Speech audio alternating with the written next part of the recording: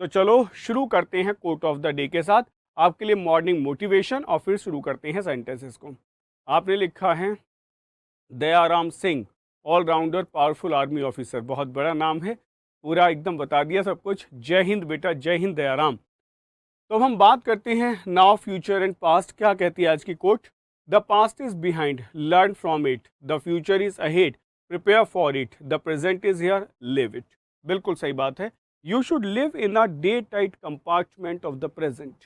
अगर आप अपने प्रेजेंट को अच्छा कर लेते हैं तो आप यकीन मानो आपका पास्ट भी अच्छा होगा और आपका फ्यूचर भी अच्छा होगा। मतलब अगर आप अगले 1 घंटे इस क्लास को बहुत मन से पढ़ते हैं तो आप यकीन माने, आप जब याद करेंगे अपने पास्ट को तो आप खुश हो जाएंगे कि मैंने 1 घंटे में इतने सारे वर्ड्स याद किए थे। और फ्यूचर की टेंशन वैसे ही खत्म हो जाएगी, क्योंकि वोकैब याद है तो एग्जाम तो निकलेगा ही। Okay, so try to live in the daily day tight compartment of the present. Okay, good guys, welcome to the classroom. सभी लोगों का स्वागत है।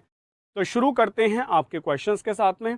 देखते हैं आज आपकी ईडियम्स में परफॉर्मेंस कहाँ जाती है। ठीक है, चलो भाई, the power of the subconscious mind helps me a lot. बिल्कुल सूरज, सबकॉन्शियस माइंड को जितना आप एक्टिवेट कर लेंगे ना, आपकी रियलिटी में लाइफ निखर के आ जाएगी। और वो होता है सिर्फ मेडिटेशन से और पॉजिटिव थॉट्स के साथ रहने से। ठीक है, तो पहला क्वेश्चन आपके सामने है, the boy had a hair's breath escape from the street accident. तो ये जो हेयर्स ब्रेथ आपका मुहावरा है, इसका आंसर क्या होगा? लकी होगा, ईजी होगा, नैरो होगा या क्विक होगा? फटाफट से आंसर दें। सच में बहुत अच्छा क्वेश्चन है। ठीक है, अगर प्रीवियस ईयर प्रैक्टिस करते हैं तो बहुत बार देखने को जरूर मिला होगा। और मैं ये कह सकता हूँ कि एक भी ऐसी बुक नहीं है जिसमें ये वर्ड ना दिया गया हो। तो करेक्ट आंसर क्या होगा? बिल्कुल सही, narrow will be the correct answer. Narrow will be the correct answer. Well done. The idiom in the sentence here's breath can be replaced by narrow, which means closely escapes. Hence the sentence would be the boy had a narrow escape from the accident. कि वो बाल बाल बचा। एक हिंदी का word होता है ना, बाल बाल बचना, तो ये करेक्ट आंसर होगा। भाई सेशन को लाइक और शेयर कर दे सब लोग। बाल बाल बचे, बिल्कुल सही बात है। नेक्स्ट क्वेश्चन बताते हैं। नेक्स्ट है, when he tells stories about himself he is inclined to draw the long बो।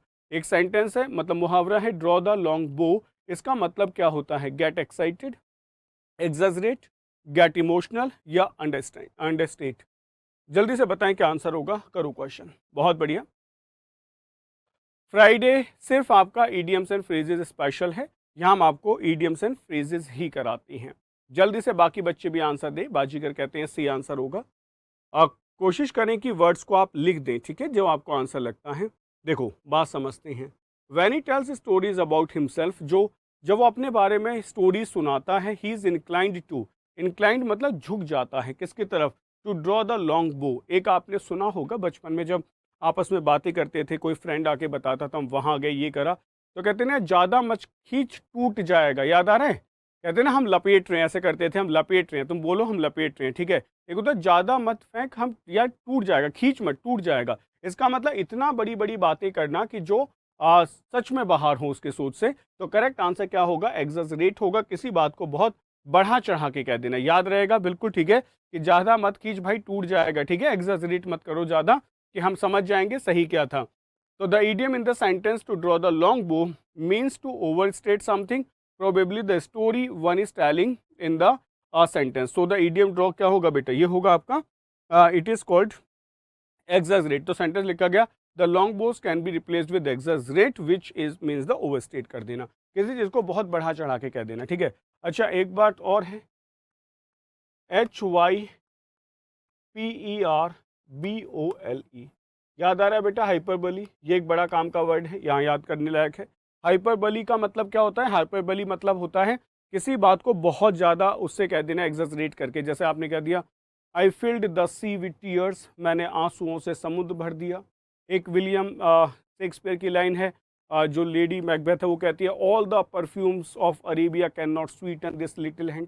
पर जो सारे के सारे परफ्यूम्स हैं ना अरेबिया के, वो भी मेरे इस छोटे से हाथ को महका नहीं सकते हैं। याद आ रहा है? तो हाइपरबली बेटा, hyperbole is the correct pronunciation. बोली नहीं होगा, हाइपरबोल नहीं होगा, hyperbole is the correct answer. तो इसको याद रखेंगे, बहुत काम का वर्ड है।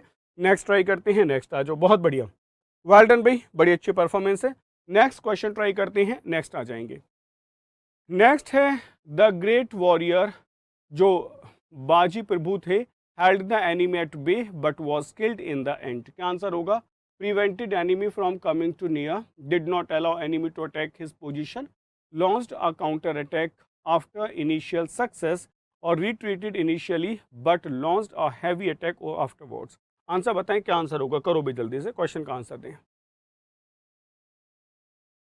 सम people draw the long bow in front of children. कुछ लोग होते हैं बेटा ऐसा करते हैं, आप सेंटेंस यूज कर सकते हैं, don't try to draw the long bow, या ज़्यादा एग्जैजरेट ना करो, हमें तो वैसे ही समझ आता है तुम क्या कह रहे हो। आप ऐसे सेंटेंसेस बना सकते हैं, ठीक है। और शैलेश यादव एफ ऑप्शन में नहीं है, ठीक है। एफ कहीं ऑप्शन में नहीं है, ABCD है, बस वो देख लें। अब आ गया डी लिख के, सही है। चलो शुरू करें। बहुत बढ़िया, सबके आंसर्स अलग अलग आ रहे हैं, किसी का डी है, किसी का ए है, किसी का बी है, ठीक है। देखो ये जो सेंटेंसेस होते हैं ना, यहाँ थोड़े से मुहावरे आसान हो जाते हैं, क्योंकि हमें ऐसा लग जाता है कि what the meaning we have from here we can get the meaning, like a great warrior जो थे Baji Prabhu held the enemy at bay, उन्होंने एट बे, बे मतलब क्या होती है? खाड़ी पे रोक दिया, ठीक है, नदी पे रोक दिया, but was killed in the end, whatever last में क्या हुआ, it doesn't matter. At bay का मतलब हमें समझ आ रहा है, ठीक है। तो एट बे का मतलब क्या होगा बेटा? Prevented enemy from coming too near, उन्होंने एनिमी को अपने पास आने से रोक दिया, यानी कि अपने महल तक पहुंचने से रोक दिया। तो इसका करेक्ट आंसर ए होगा, और कोई आंसर नहीं है। क्लियर हुआ क्वेश्चन? ठीक है, क्लियर हुआ। देखो the idiom in the sentence at bay means keeping something और समवन एट डिस्टेंस, किसी को दूर ही रोक देना। So in the sentence given it means that the king did not let anyone attack his kingdom and kept everyone at distance, की दूर ही रोक दिया, किसी को पास नहीं आने दिया, ठीक है। बहुत बढ़िया, नेक्स्ट क्वेश्चन आ जाओ। नेक्स्ट आओ भाई, नेक्स्ट ट्राई करते हैं। बहुत बढ़िया, वेल डन। सेशन एक बार लाइक और शेयर हो जाए सभी की तरफ से। In spite of the efforts of all peace loving people, world peace is still a far cry. क्या आंसर होगा? In spite of the efforts of all peace loving people, world peace is still a far cry. क्या answer होगा बच्चा फार cry का? An abstract ideal होगा, a long way of होगा, N impracticable idea होगा, या आउट ऑफ रीच होगा। Answer बताएं क्या आंसर होगा, जल्दी से आंसर मार्क करो कि क्या करेक्ट आंसर होगा, करके दिखाओ।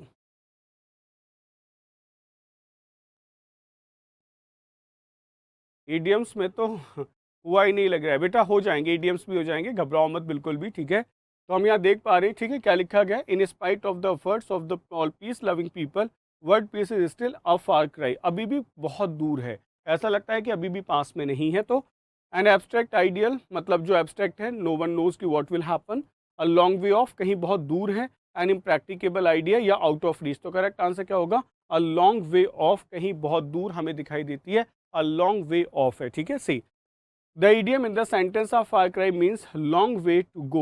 The sentence is in spite of the efforts of all peace loving people, world peace is still a far cry, which means that the world peace is still a long way to reach. अभी हमें पूरी दुनिया को world peace के लिए बेटा कहीं ना कहीं अभी बहुत दूर है, हमें और काम करना होगा। देखो इस क्लास में मैं आपको बताऊं, मैं आपको क्वेश्चंस भी कराता हूँ, कुछ नए मुहावरे मैं आपको पढ़ाऊंगा, ठीक है। जो नए मुहावरे आप पढ़ेंगे वो कभी ना कभी आपको क्वेश्चन मतलब 2 बार 3 बार के बाद में फिर आपको वो प्रैक्टिस करने के लिए मिलेंगे, ठीक है। आज जो बात करते हैं, a formal official accused the government of cooking the books, the a formal official accused the government of cooking the books. बेटा कुकिंग द बुक्स का मतलब क्या होता है? Fraudulent activities to falsify the financial statements, violating constitution rules, unauthorised mining of digital currencies, या फिर बेटा breaching ministerial rules. Correct answer क्या होगा? जल्दी से आंसर मार्क करें, करेक्ट आंसर क्या होगा, करो।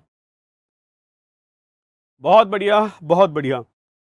बेटा कुकिंग द बुक्स समझ आ रहा है, किताबें पकाना। कुकिंग द बुक्स मतलब आप बुक्स को अपने तरीके से सेट कर रहे हो, जैसे आप चाहते हो वैसे उनको कुक कर सकते हो, ठीक।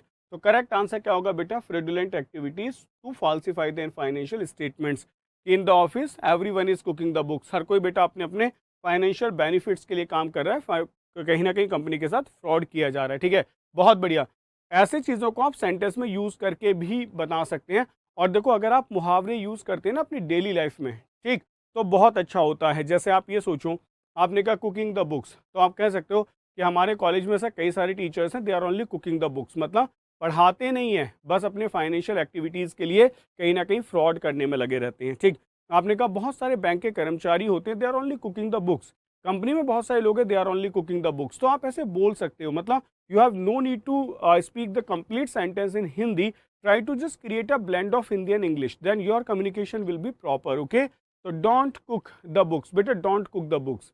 कुकिंग कैसे आ जाएगा डोंट के बाद निधि, है ना, कुकिंग नहीं आएगा, cook the books will be the correct answer. तो आप ऐसे सेंटेंसेस बोला करो, डोंट कुक द बुक्स यार, ये फ्रॉडलेंट एक्टिविटीज में मत लगे रहो, कुछ सही करके दिखाओ. ठीक है, बहुत बढ़िया. तो कैसे लिखा गया, the meaning of the idiom cooking the books given in the sentences fraudulent activities, और बेटा क्या होगा, by corporation to falsify the financial statement. मतलब my partner had been cooking the books for years, सालों से बेटा कहीं ना कहीं क्या कर रहा है, फ्रॉड कर रहा है. ठीक है, but because I was the CEO I got the blame for our company's collapse. और पूरा का पूरा कॉलेप्स का क्लेम किसके ऊपर आ गया, मेरे ऊपर. क्यों, क्योंकि मैं CEO हूं. ठीक है,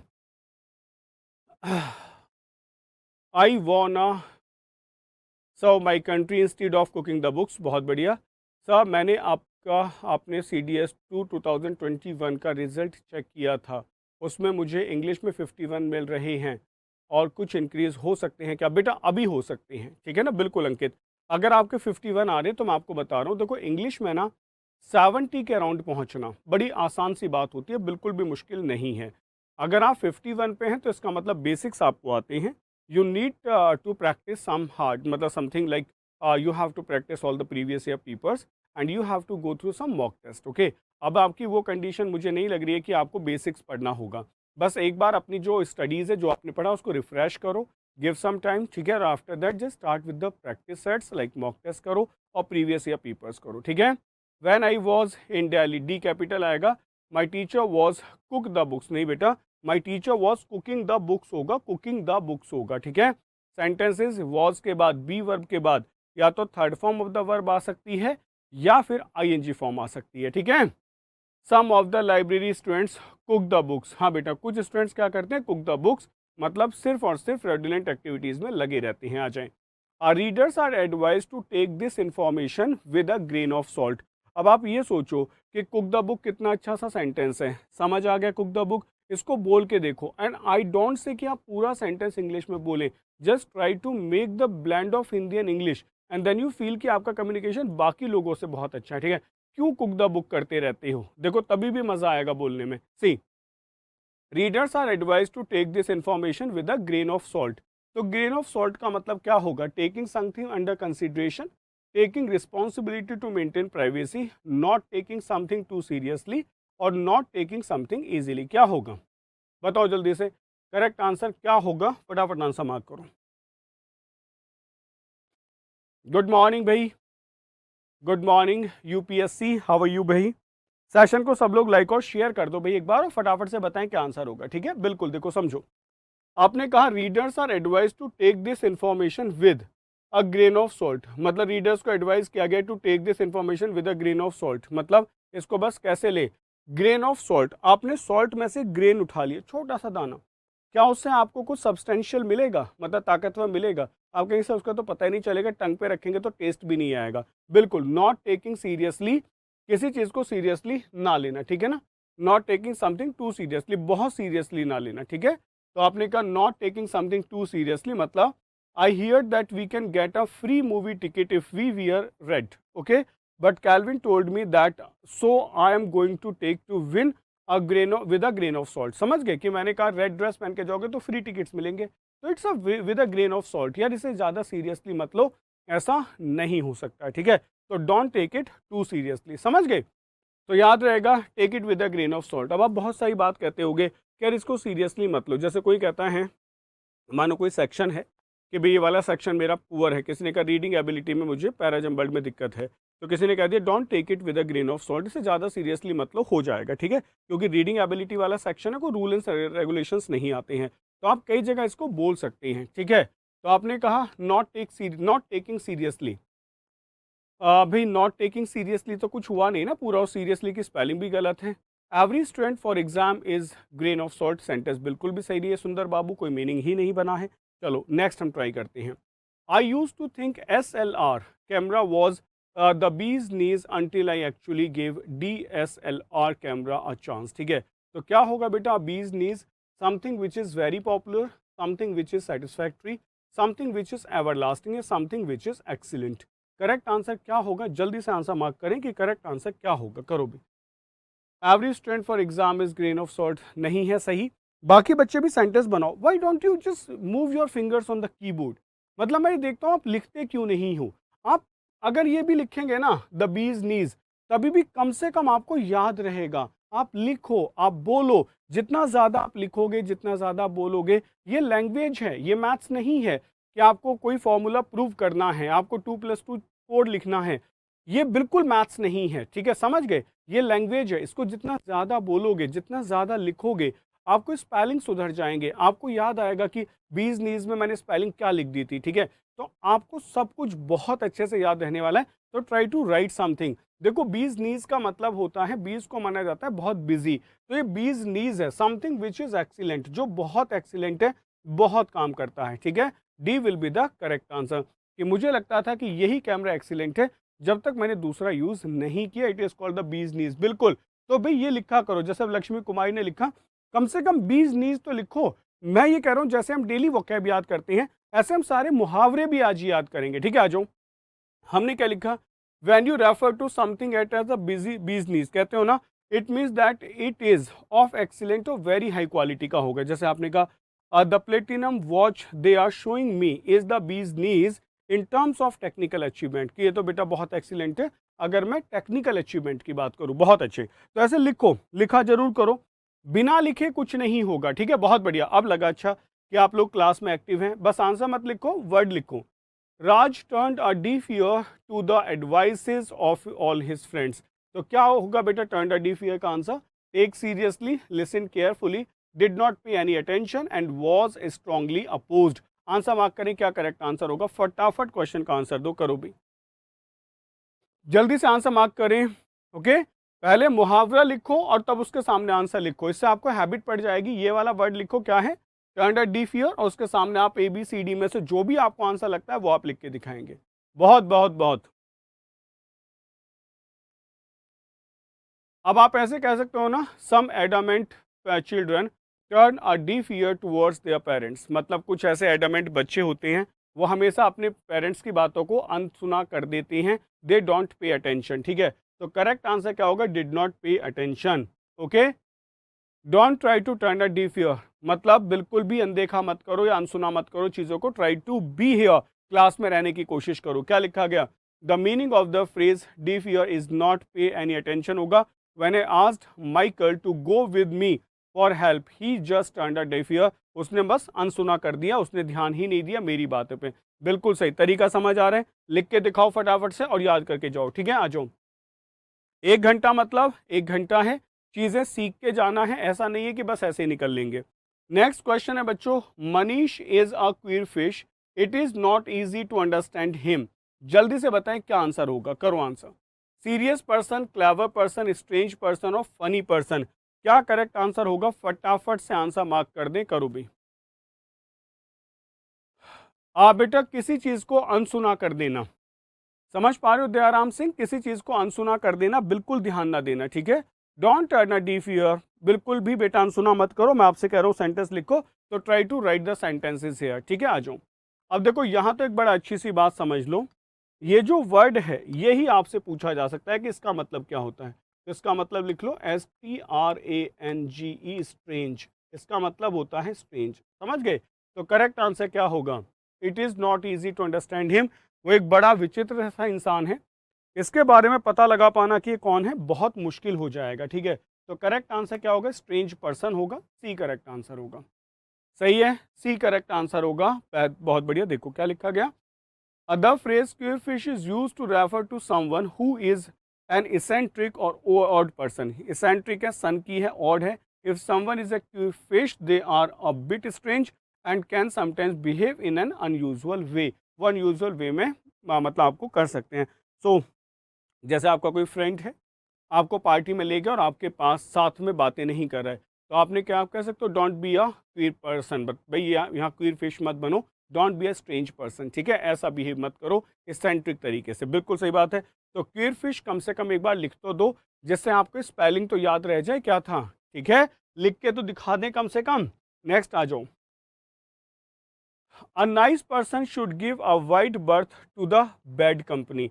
Give a wide berth, क्या आंसर होगा, keep distance from communication with, give publicity to and give advice to. जल्दी से बताएं क्या आंसर होगा। A nice person should give a wide berth to the bad company. Answer mark करो, क्या answer होगा, करो भाई क्वेश्चन।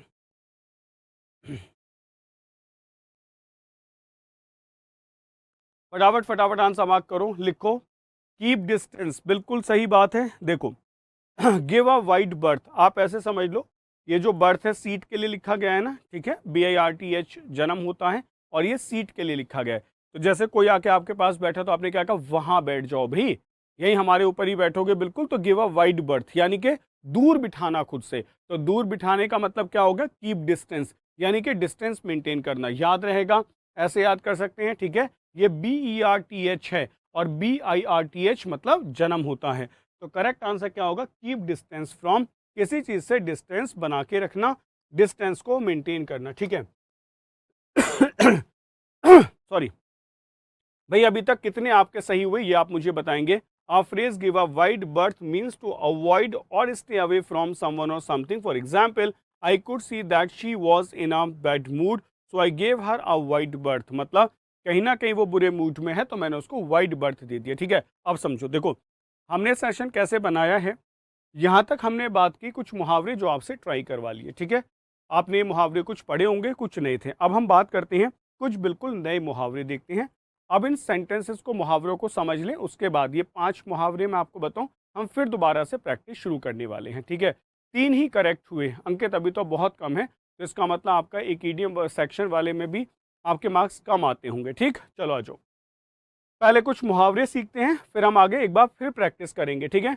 3 बार प्रैक्टिस करनी है बेटा, 3 बार प्रैक्टिस करनी है। एक बार हो चुकी है, पहले मुहावरे पढ़ो, फिर दोबारा करेंगे, फिर मुहावरे पढ़ो, फिर तीसरी बार करेंगे। आ जाओ। बैक अगेंस्ट द वॉल, बेटा बैक अगेंस्ट द वॉल का मतलब क्या होता है, in a bad position in which one is forced to do something in order to avoid failure. मतलब क्या होता है, बैक अगेंस्ट द वॉल, किसी को दोबारा से मतलब बैक कर देना अगेंस्ट द वॉल, ठीक है, ऐसे दबा देना। In a bad position in which one is forced to do something in order to avoid failure. होता है ना, अगर मानो किसी एम्प्लॉय ने बहुत गलत कर दिया तो बॉस उसको पकड़ के से दीवार में दबा देता है ना, कि करके दिखाना पड़ेगा तुम्हें, कुछ भी हो जाओ। तो बैक अगेंस्ट द वॉल समझ आ गया, इन अ बैड पोजिशन होना, in which one is forced, तुम्हें फोर्स किया जाता है to do something in order to avoid failure, कि कुछ भी हो जाए फेलियर नहीं आना चाहिए। See, he owns money to everyone, he really has his back to the wall now. मतलब ही ओन्स, सबसे पैसे ले चुका है, और he really has his back to the wall now. अब उसकी कंडीशन कैसी हो चुकी है कि भाई उसे चुकाना ही पड़ेगा, कहीं ना कहीं उसको करके दिखाना पड़ेगा, ठीक है।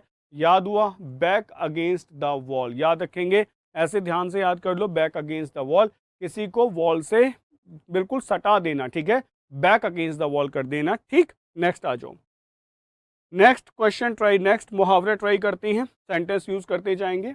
Barking up the wrong tree, barking up the wrong tree का मतलब होता है बी परसुइंग अ मिस्टेकन और मिसगाइडेड लाइन ऑफ थॉट्स और कोर्स ऑफ एक्शन। मतलब क्या कर रहे हो, आपको बार्क करना था, पेड़ से छाल उतारनी थी, तो barking up the wrong tree, लेकिन आप ये काम गलत पेड़ के साथ कर रहे हो, ठीक है।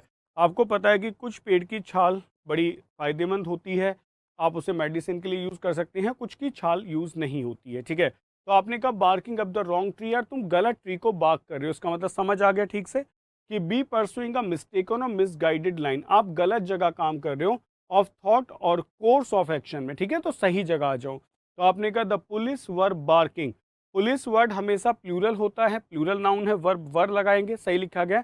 तो the police were barking up the wrong tree by trying to prove that that person is guilty. मतलब ये पर्सन जो है वो गिल्टी है, ठीक है। तो समझ पा रहे हो। During the examination try to give a wide berth to the social media, social media को अवॉइड कर दो, बिल्कुल सही लिखा है, ठीक है। तो ट्राई टू अवॉइड दैट या give a wide berth to social media, या आप सही सेंटेंस लिखें, ठीक है। तो आप ऐसे भी कह सकते हैं, don't try to bark up the wrong tree, मतलब गलत जगह काम नहीं करो, सही जगह पढ़ो, सही तरीके से पढ़ो, ठीक है। तो कभी कभी होता है ना कि आप कोई गलत बुक पढ़ रहे हैं, या आप ऐसी बुक पढ़ रहे हैं जहाँ से आपको पता है कि क्वेश्चंस नहीं आते हैं, तो आप किसी को कह सकते हो, don't bark up the wrong tree, गलत सोर्सेज से नहीं पढ़ो, सही सोर्सेज से पढ़ो, ठीक है। ऐसे सेंटेंस यूज करके दिखाओ। Having no idea about business, I was barking up the wrong tree to understand it, बिल्कुल सही है, कि मुझे आइडिया तो था नहीं बिजनेस का, तो मैं क्या कर रहा था, गलत जगह बेटा मैं काम कर रहा था, और सही बात है जस्ट समझने के लिए। नेक्स्ट आ जाओ, हिट द बुक्स। देखो क्या होगा भाई, हमारा मुहावरा क्या है, it is hit the books. मतलब क्या हुआ, use to say you are going to study, मतलब use to say you are going to study, I am going to hit the books. अब तो बोलोगे आज से, जब आपसे कोई पूछे कि कहाँ जा रहे हो, कहते हैं ना पढ़ने जा रहा हूँ, ना I am going to hit the books. सही है, sorry but I can't watch the game with you tonight, I have to hit the books. बहुत बढ़िया है। तो आप ये सोचो स्टडी के लिए कितना अच्छा मुहावरा आज से मिला आपको। भाई आप कहते हो तो I am going to study, अब क्या कहेंगे, I am going to hit the books. ठीक है, अब बताओ, थम्स अप करो, बढ़िया है। यूज़ करोगे ना इसको डेली लाइफ में, भाई ये तो याद ही हो गया ना, I am going to hit the books, आज मैं पढ़ने जा रहा हूँ, कोई मत रोको। ठीक है, I am going to hit the books. ठीक है, याद रहेगा। तो पढ़ने के लिए आप क्या यूज़ कर सकते हो, हिट द बुक्स का आप यूज़ कर सकते हैं कि I am going to hit the books. Okay, next आ जाओ। तो बढ़िया सा समझ आ गया। Sometimes I take resources of maths barking up the wrong tree. ठीक है, like at that time I bark the wrong tree, ऐसे कर सकते हैं। I am going to hit the bed, okay then I will hit the book. सही है, it is time to hit the books, बिल्कुल it is time to hit the books, ये सही समय है कि हम स्टडी को शुरू कर दें। नेक्स्ट आ जाओ, नेक्स्ट नेक्स्ट नेक्स्ट देखते हैं, बड़ा बढ़िया सा मुहावरा फिर से, हिट द सैक। बेटा हिट द सैक का मतलब क्या होता है, means you are going to bed. अब भी सही है बच्चों, हिट द सैक का मतलब होता है कि आप, सैक मतलब होता है ना बोरा, आप उस बोरे के अंदर जा रहे हो। तो मतलब हमारा जो काउच होता है, बेड है, मानो कोई भी, उसके जो कवर हम यूज़ करते हैं तो उसके अंदर जाते हैं। तो आपने कहा हिट द सैक, मतलब means you are going to bed, it is time for me to hit the sack, I am so tired. अब भाई मेरे सोने का समय है, मैं थका हुआ हूँ। First I will hit the books then I will hit the sack. सही है बच्चे, first I will hit the book then I will hit the sack. पहले भाई मैं पढ़ूंगा, उसके बाद मैं सो जाऊंगा। सही है, तो hit the book hit the sack, दो याद हुए, थम्स अप करो, बढ़िया समझ आ गया होगा।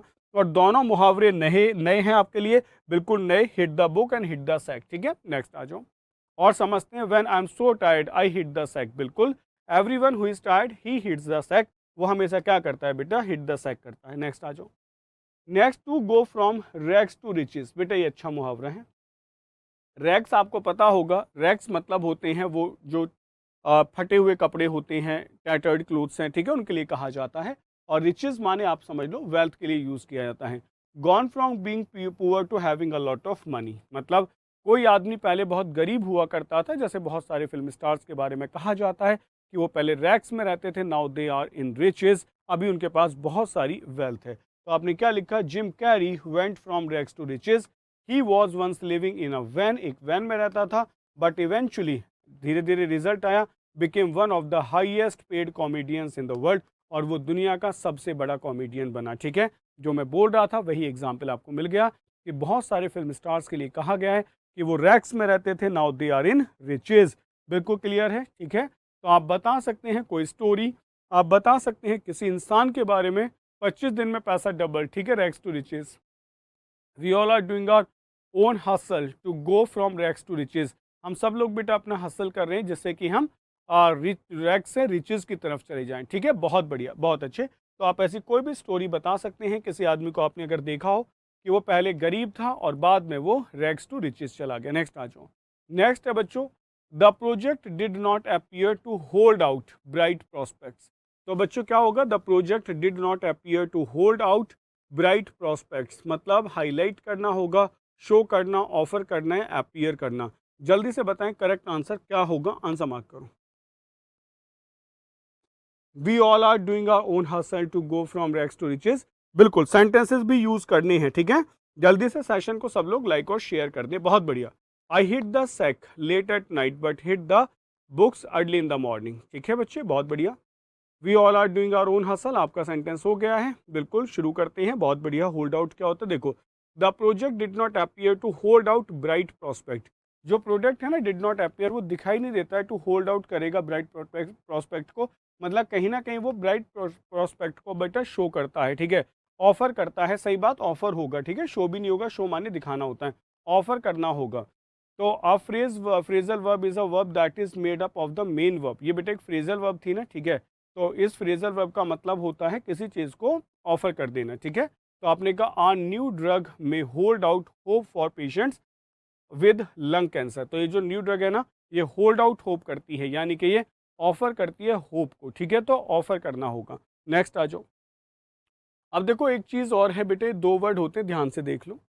एक वर्ड होता है होल्ड आउट जो अलग अलग लिखा जाता है, एक वर्ड होता है होल्ड आउट जो एक साथ लिखा जाता है, ठीक है। जैसे आपने एवरी डे लिखा होता है, तो आपने अगर एवरी डे को अलग अलग लिखा होता है तो एवरी एडजेक्टिव होता है, डे नाउन होता है, और एवरी डे जो होता है वो रोजाना एक एडजेक्टिव बन जाता है यदि यदि आप एक साथ लिख दें, ठीक है।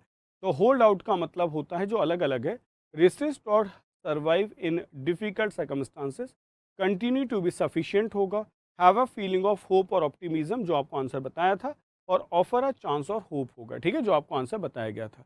लेकिन होल्ड आउट यदि एक साथ लिखा जाए इसका मतलब होता है an act of resisting something और refusing to accept what is offered, मतलब I hold out your offer, मैं तुम्हारे ऑफर को होल्ड आउट करता हूँ यानी कि एक्सेप्ट नहीं करता हूँ।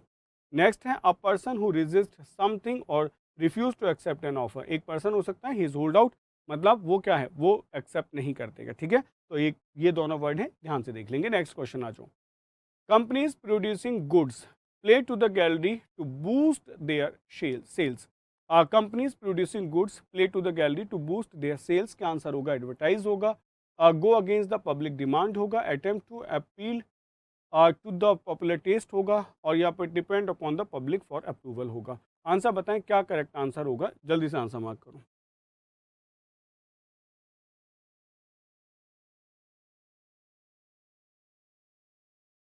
I want you hold out about job, ठीक है, होल्ड आउट जॉब होगा बेटा, ठीक है, अबाउट मत लगाओ। देखो भाई सेंटेंस में ना आप थोड़े से कंफ्यूज हो जाओगे, बिल्कुल सही बात है। Companies producing good play to the gallery to boost their sales, ठीक है। एक तो आंसर हो सकता है एडवर्टाइज, एक होगा attempt to appeal to popular taste. बेटा कोशिश करती हैं, अपील करती हैं टू पॉपुलर टेस्ट के लिए कि कहीं ना कहीं हम लोग फेमस हो जाएं, ठीक है। अगर मैं इन दोनों में चूज करूं तो C will be the correct answer है बेटा, attempt to appeal to popular taste. मतलब ये है कि आपको पहला ही एडवर्टाइज मिल गया तो आपने उसको एज इट इज मार्क कर दिया। देखो प्ले टू द गैलरी का मतलब होता है act in exaggerated way in order to appeal to popular taste, मतलब कहीं ना कहीं आप खुद को एग्जेजरेट करते हैं, किस लिए कि आप चाहते हैं अपील करना पॉपुलर टेस्ट के लिए। तो करेक्ट आंसर बेटा इसका सी होगा, ए नहीं होगा, ठीक है। हाँ बेटा C is more defined, A defined नहीं है। ए का मतलब एडवर्टीजमेंट होता है, और advertisement can be positive and negative both. Advertisement का भी ऐसा थोड़ी होगा कि पॉजिटिव ही है, it can be negative also, लेकिन that is for the popular taste, मतलब कहीं ना कहीं अपील करता है फेवरेबल टेस्ट के लिए, तो इसलिए करेक्ट आंसर सी होगा। नेक्स्ट आ जाओ। He is known for blowing his own trumpet, बहुत आसान लेकिन बहुत इंपॉर्टेंट, आसान भी है और इंपॉर्टेंट भी है, क्योंकि किसी भी बुक में जाके पढ़ लो आपको जरूर मिलने वाला है। तो he is known for blowing his own trumpet मतलब क्या होगा, क्लैटरिंग होगा, शाउटिंग होगा, क्लैमरिंग होगा, या बोस्टिंग होगा। आंसर मार्क करें, क्या आंसर होगा, करो भी फटाफट से। हाँ देखो बिल्कुल सीधा सीधा है, don't blow your own trumpet always, हमेशा अपने ही बारे में बातें मत करते रहा करो। कुछ लोगों के पेरेंट्स होते हैं जो अपने ही बच्चों की तारीफ करते रहते हैं, तो आप कह सकते हो don't blow your children everywhere, don't blow your own trumpet, या don't blow your children's trumpet everywhere. हर जगह अपने बच्चों का ही ट्रम्पेट ना बजाया करो, अपने ही बच्चों की बोस्टिंग ना करा करो, ठीक है। तो समझ गए, सिर्फ और सिर्फ बेटा तारीफें करना, बोस्टिंग करना नहीं। ईगोइस्ट बेटा अलग होते हैं, ईगोटिस्ट होते हैं जो बढ़ चढ़ के बातें करते हैं अपने बारे में, ईगोइस्ट होते हैं जो खुद को सुप्रीम मान लेते हैं, ये अलग वर्ड है। ये एग्जैजरेशन की सेंस में यूज किया जाता है, बोस्टिंग करना, तारीफ करना, बढ़ चढ़ के अपने बारे में बातें करना, ठीक है। तो याद रहेगा blow his own trumpet, trumpet is a kind of a musical instrument, आपको जैसा बजाना आता है आप वैसा ही बजाएंगे, ठीक है। आ जाओ। The idiom blow one's own trumpet means to talk about oneself or one's achievements, especially in a way that shows that one is too proud, मतलब बहुत ज़्यादा घमंड के साथ इस चीज़ को प्रूव कर देना, ठीक है। नेक्स्ट आ जाओ, नेक्स्ट बात करते हैं, बहुत बढ़िया। सेंटेंस में वर्ड का यूज़ होना बहुत ज़रूरी है, सेंटेंसेस में बेटा मुहावरे का यूज़ होना ज़रूरी होता है, ठीक है। ब्लोइंग इज ऑन ट्रम्पेट, बिल्कुल लक्ष्मी कुमारी ऐसे कह सकते हैं, and don't blow your own trumpet मतलब खुद ही की तारीफें मत करते रहा करो, हम लोग भी बैठे हैं क्लास में, ठीक है, ऐसा आप बोल सकते हैं। तो किसी को भी आप कह सकते हैं don't blow your own trumpet. कोई आपका फ्रेंड होता है वो बहुत अपने घर के बारे में, अपनी प्रॉपर्टी के बारे में कहता है, तो आप कह सकते हो don't blow your own trumpet here, मतलब सिर्फ अपने अपने बारे में बातें मत किया करो। नेक्स्ट आपके लिए सेंटेंस है, the president hoped that his bold new anti inflation plan would cut the Gordian knot. क्या आंसर होगा बेटा, lessen the difficulty, let the difficulty remain as it was, remove the difficulty, add to the difficulty. क्या answer होगा? जल्दी से answer mark करें, correct answer क्या होगा? करो भाई,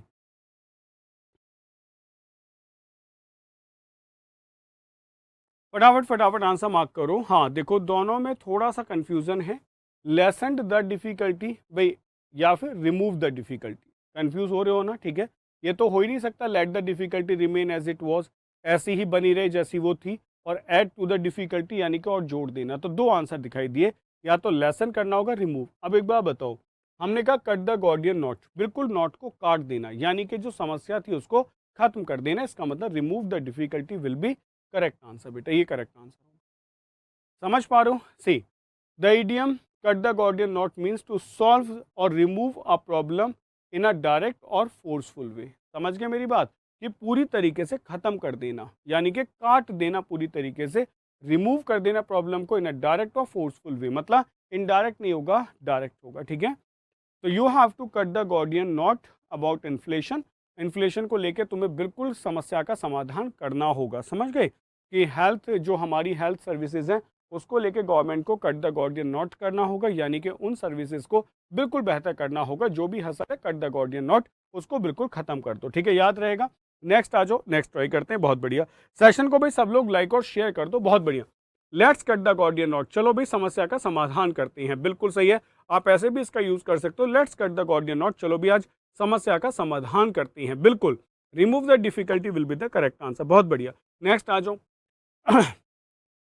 parents pay through their nose for their children's education.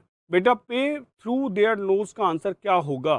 पे huge loans, pay an extremely high price, take huge loans, या टेक लोन फ्रॉम नेबर्स। क्या आंसर होगा?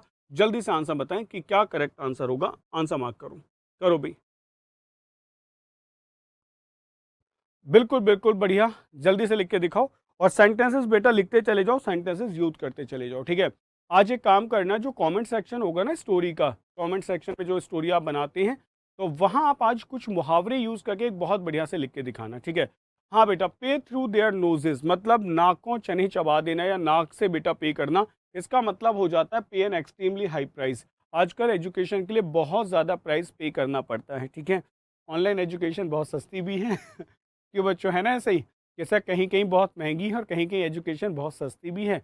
कोई लोग फ्री में पढ़ा रहे हैं या फिर कोई बहुत सस्ता पढ़ा रहे हैं। ठीक है, तो ऐसा नहीं है कि हमेशा पे थ्रू द नोज होगा, इसका मतलब सस्ता भी हो सकता है। ठीक है, pay through their noses, for this car I pay through my nose, मतलब समझ गए? For this car I pay through my nose, इस कार के लिए मुझे बहुत बड़ी कीमत चुकानी पड़ी। ठीक है, या आप कह सकते हो, देखो अच्छे, इसको एक तो मैं यूजुअली बताऊं, ये फाइनेंशियल चीज़ों के लिए ही होता है वैसे तो। ठीक है, पर आप कह सकते हो कि पे थ्रू द नोज़ है, मतलब मैंने सक्सेस के लिए या मैंने इस घर के लिए पे थ्रू द नोज़ बहुत मेहनत की है, बहुत बड़ी कीमत चुकाई है। ठीक है, आ गया समझ? नेक्स्ट आ जाओ। तो करेक्ट आंसर हमें मिल गया। नेक्स्ट ट्राई करते हैं, नेक्स्ट बात करते हैं। Parents pay on extremely high price for their children's education. ठीक है, तो हमने क्या लिखा है बेटा? Pay through the nose means pay much more than a fair price, बहुत ज़्यादा पे कर देना। We paid through the nose to get the car fixed, मतलब कार को सही करवाने के लिए बहुत पैसा चुकाना पड़ा मुझे। चलो नेक्स्ट आ जाते हैं। बहुत बढ़िया, पे एन एक्सट्रीमली हाई प्राइस होगा she paid his brothers fees through the knows, बिल्कुल ऐसे कह सकते हैं। He is on the wrong side of 70। बेटा he is on the wrong side of 70 का आंसर क्या होगा? मोर देन 70 ईयर्स ओल्ड, 70 साल से ज़्यादा का है। लेस देन 70 ईयर्स ओल्ड, कम है।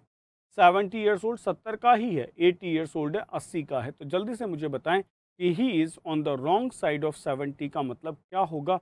फटाफट से क्वेश्चन का आंसर मार्क करें, करो भाई।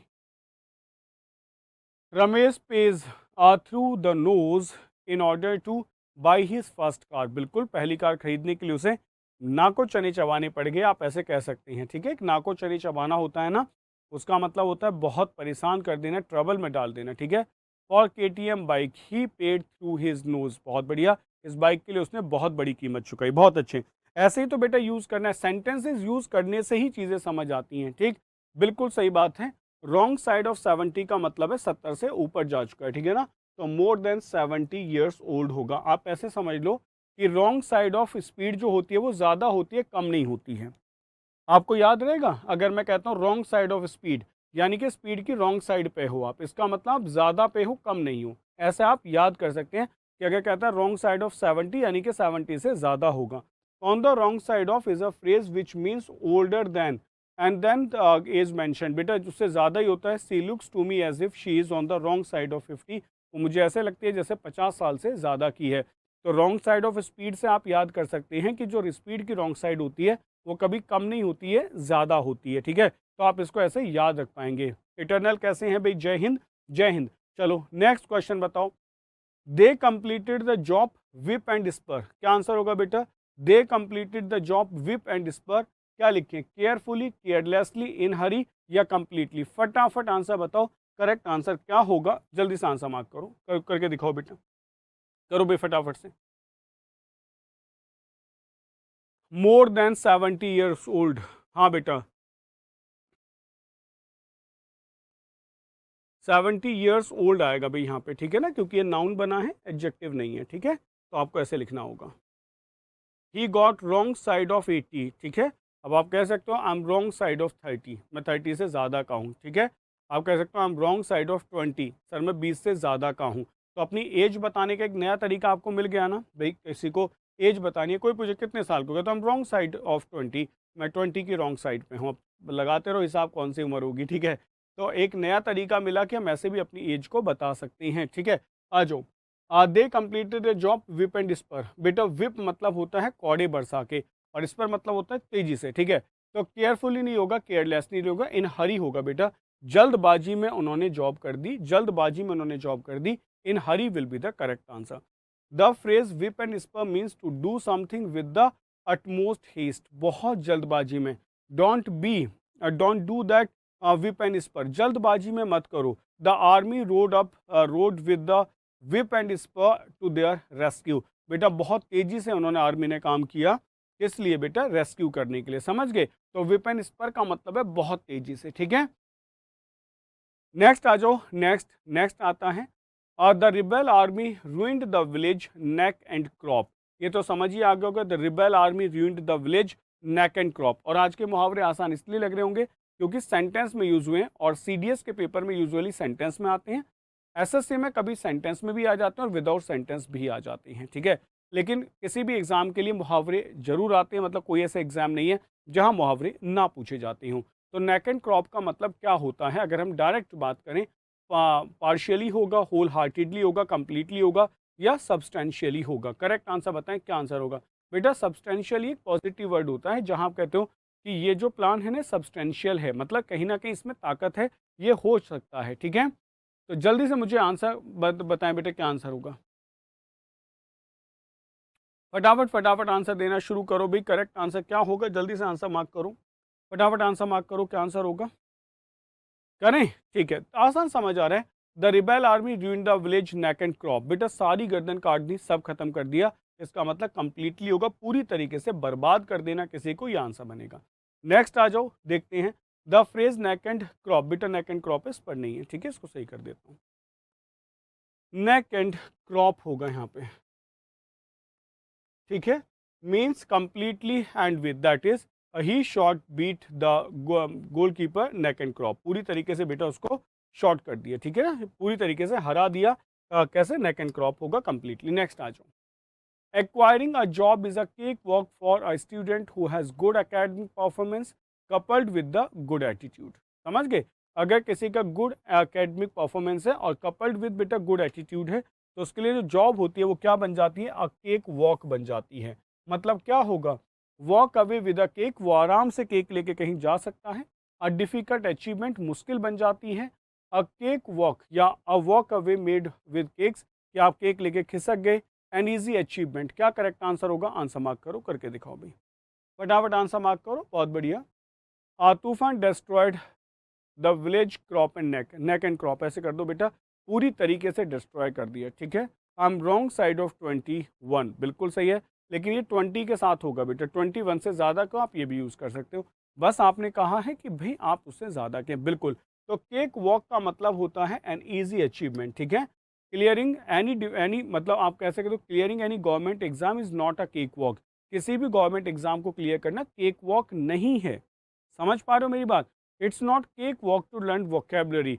वोकेब याद करना केक वॉक नहीं है। You have to give 100% to mug up the vocab and you have to just write the words. तो आप कह सकते हो कि मुझे इतने सारे वर्ड्स याद हैं, it's not a cakewalk, ठीक है, केक वॉक नहीं है। तो आपने क्या लिखा, the phrase a cakewalk means something that is extremely easy to do. Completing the physical examination was a cakewalk for him since he exercises every day. बिल्कुल सही है। अगर आप डेली एक्सरसाइज करते हैं तो बेटा आपका जो एग्जामिनेशन होगा वो केक वॉक होगा। समझ पा रहे हो, that is called the cakewalk. बिल्कुल सही है, बहुत बढ़िया। तो one day vocab can be cakewalk if you are continuously watching the sessions of vocab ladder. तो आप कह सकते हो कि अगर हम लगातार वोकैब लैडर देखते जाएं तो एक दिन वोकैब हमारे लिए केक वॉक बन जाएगा, ठीक है। चाइल्ड्स प्ले हो जाएगा, बिल्कुल सही है। नेक्स्ट आ जाओ। Children who complain about their parents not buying expensive things must learn not to lick a gift horse in the mouth। बेटे बहुत अच्छा मुहावरा है कि not to look a gift horse in the mouth, ठीक है। क्या मतलब होगा, not to lick at the horse's mouth, not to find fault with the gifts received, not to ask for more gift and not to find goodness in the gifts. क्या correct answer होगा, जल्दी से करके दिखाएं, correct answer क्या होगा, करो भी।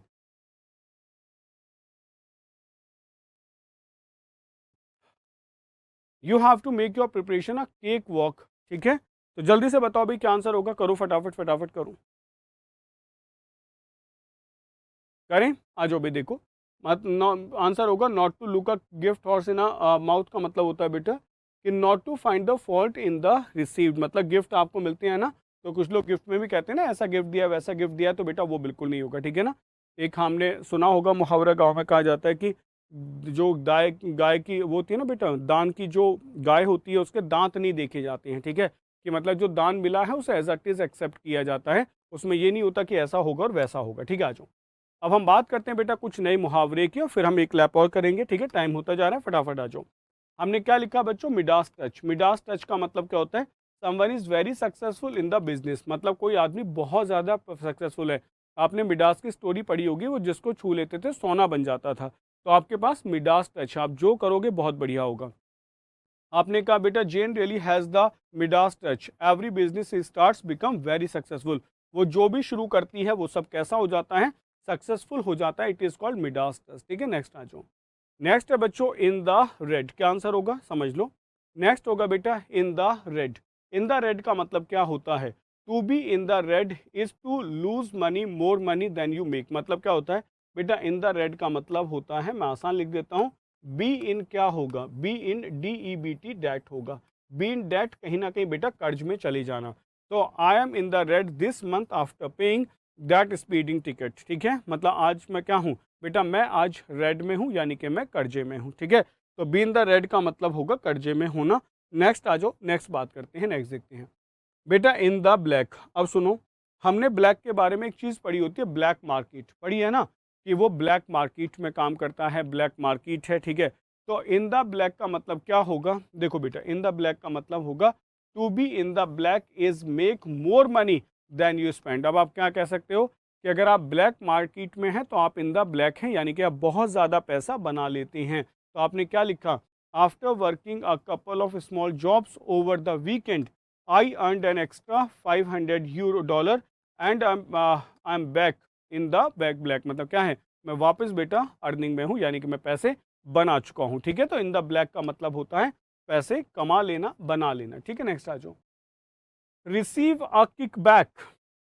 रिसीव अ किक बैक क्या होगा, रिसीव अ किक बैक का मतलब होगा to receive money illegally like a bribe, ठीक है। तो रिसीव कर लेना मनी को इलीगली लाइक ब्राइब के जैसे, ठीक है। जैसे आपने कहा the police chief was arrested after it was revealed that he was receiving kickbacks to ignore certain crimes. मतलब क्या बच्चों, रिसीव अ किक बैक का मतलब है to receive money illegally like a bribe, यानी कि भाई पैसा ऐसे लेना जैसे ब्राइब होती है। जैसे कि आपने क्या लिया है, जैसे समझो आपने मतलब हर्ष मनी ली है, यानी कि ब्राइब की बात करें तो आपने क्या लिखा बेटा, रिसीव अ किकबैक, ठीक है। तो ये इसका करेक्ट आंसर होगा कि जो पुलिस है उसने कहीं ना कहीं बेटा पैसे को मतलब एक्सेप्ट कर लिया, ठीक है। नेक्स्ट आ जाओ, एक और पढ़ लेते हैं। नेक्स्ट आ जाओ। देखो भाई आज हम इतना ही करेंगे, ठीक है। क्लास का टाइम हो गया है, क्योंकि अगर बाकी करेंगे तो हम भी लेट हो जाएंगे और फिर वो जल्दबाजी में करने पड़ेंगे। तो आज की क्लास यही स्टॉप कर देंगे। Not enough room to swing a cat, बहुत अच्छा मुहावरा है। Not enough room to swing a cat का मतलब क्या होता है? वेरी लिटिल स्पेस क्रैम्प्ड, या फिर बेटा क्वार्टर्स मतलब क्या होगा? Very little space cramped quarters मतलब कहीं पे बहुत कम जगह है। तो आप समझ पा रहे हो, आपने कहा not enough room to swing a cat मतलब मेरे पास कैट को स्विंग करने की भी जगह नहीं है।